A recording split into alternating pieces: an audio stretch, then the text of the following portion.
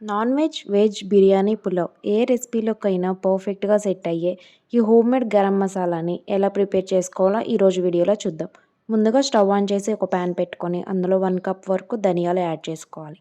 అలాగే ఇందులో 1 table spoon వరకు నల్ల మిరియాలు, 1 టేబుల్ స్పూన్ యాలకులు, 1 టేబుల్ స్పూన్ లవంగాలు, ఒక మరాఠీ మొగ్గ, 2 అనాస పువ్వులు, ఒక జావిత్రి, కొంచెం రాతి పువ్వు, 2 ఇంచుల దాల్చిన చెక్క, చిన్న ముక్క జాజికాయ కొంచెమే వేసుకోవాలి, ఎక్కువ వేస్తే ఫ్లేవర్ ఎక్కువైపోతుందనమాట.